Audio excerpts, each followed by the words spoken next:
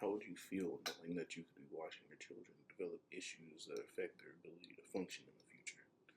That could be a reality due to all the different kinds of children's content that we think is safe for them. Today I will be speaking to you all about the effects kids' content can have on the newer generation, from short form content to physical development issues and the inappropriate videos that they can access easily. Today I will be sharing with you guys the issues that all of these different kinds of content may cause. How many of you guys are uncles, aunties, moms, dads, cousins, or grandparents, children of the younger generations? It is all of our responsibilities to make sure we give our children the best chance in the future. And with unrestricted internet access, we could be messing up their potential without even knowing it. I will cover how all of these content kinds create issues with children's development, the issues that it causes now, later, and how to prevent these issues. Let me start off with short form content such as YouTube Shorts, Instagram Reels, and TikTok. I will be covering the different ways it can cause detrimental damage to the children's brain. John Guardini stated in the article published in 2024 titled TikTok Brain, the declining attention spans of our kids. The effect of TikTok brain is compounded by early exposure to rapid frame changes, a common feature in many children's shows. Research has shown that toddlers exposed to content with frequent scene changes may develop shorter attention spans and struggle to engage in slower paced real world activities. The children who are watching this sort of content receive constant stimulation, and they constantly chase, leading them to want more. Another issue that children run into with short form content is that it takes a while to regain attention after they watch the content. It takes nearly half an hour in order to regain focus. According to Caroline Droz of the Living Skills in Schools Foundation, she stated that a University of California study found that it takes over 23 minutes to refocus after you come in contact with your device. Meaning if you interact with your devices at all doing an activity, it messes with your ability to focus properly for half an hour. That becomes an issue when it comes to school, especially when homeschool, getting a phone at a young age comes into play. I will be covering the physical development issues. Technology causes many physical development issues and bad habits when used too frequently. It can cause obesity in children, since they would often rather sit around and watch shorts or other content. And while anything in moderation is fine, when it's an everyday thing for hours at a time, it can cause issues. The National University stated in an article published in 2024 that with children spending more time typing or tapping on a screen, they're naturally spending less time outside or engaged in physical activities. Research has also found that children and adolescents may engage in more mindless eating while watching TV or playing video games. As a result, we're seeing increased obesity rates in children and adolescents. Online communication has also become an issue because children feel their need for social interaction with online conversations. Online communication has become an issue because children feel their need for the social interaction with online conversation, which causes issues when children have to deal with social interaction because they're not used to face-to-face. Especially with the increase of homeschooling, it takes away almost all of most children's face-to-face interaction that they would normally get. They're replaced with either Zoom calls or no interaction at all. Not having enough social interaction can cause increased social anxiety from a young age and can create avoidable issues when they have to get a job once they're older. Next, I will be speaking about the brain development issues it can cause. I've actually taken a course on the development of the human body over the years, and it included information on this topic. And I'm very interested in the development of the body and mind, and what creates a strong, thriving mind versus a mind that can have difficulties focusing, and attention issues such as ADHD.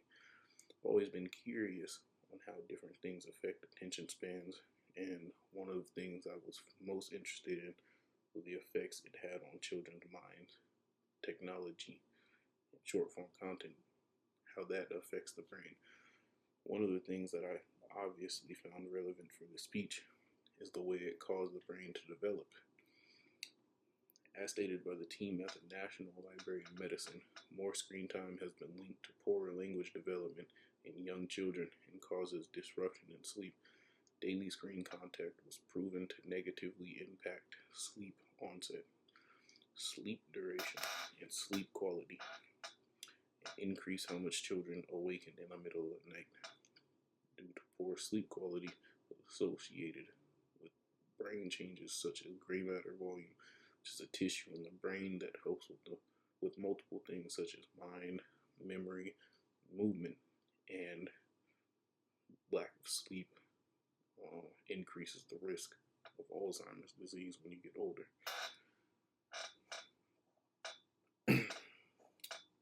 Next, I'd like to talk about limiting the time that children spend on the phone. I have personally witnessed issues with the amount of time children spend on technology. I have 2 nieces and a nephew, and I love them, but they spend a lot of time on the technology. Part of it is due to how much parents have to work, what they have to do outside of that, but that's a topic for another day. My nieces and nephews have become almost addicted due to being able to watch whatever they want, whenever they want, because they have their own tablet, to where they'll throw a fit when we have to go somewhere and they can't use it, or if we tell them to take a break because they've been on it a lot. Doesn't matter what you say or what you're going to do, you have to take the tablet from them at all. They will throw a fit. The American Association for Child Development and Adolescent Psychiatry mentions that the recommended hours for children ranging from 18 to 24 months should be limited to watching only educational videos with the caregiver. Ages 2 to 5 should have no educational things, limited to 1 hour per weekday and 3 hours on the weekend. And the American Association for Child Development and Adolescent Psychiatry states that ages 6 and older should be encouraged to follow healthy habits and limit activities such as the screen.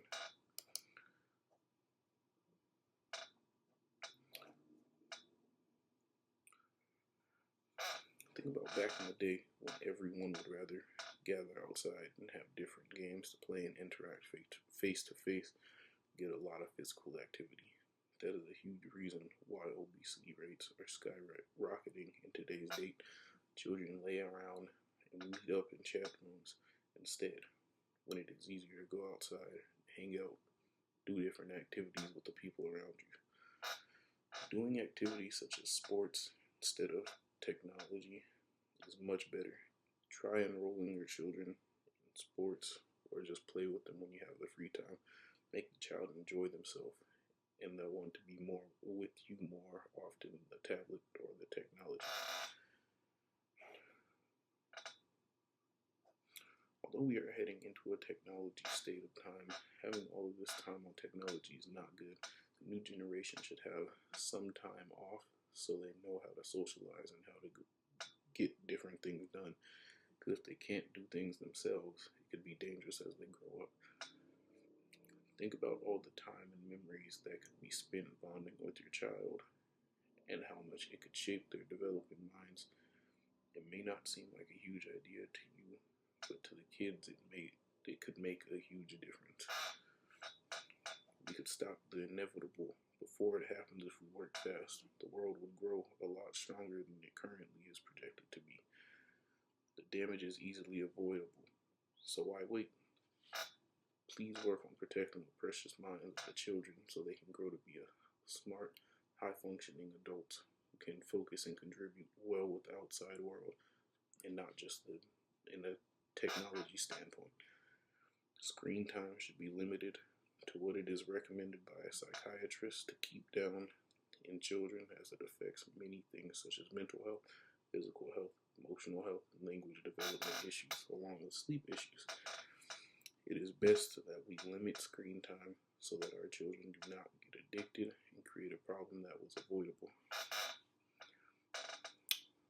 If we continue to work together with our children, nieces, and nephews, we can continue to improve their lives and make the new generation even better than us. Thank you for your time. Have a great day.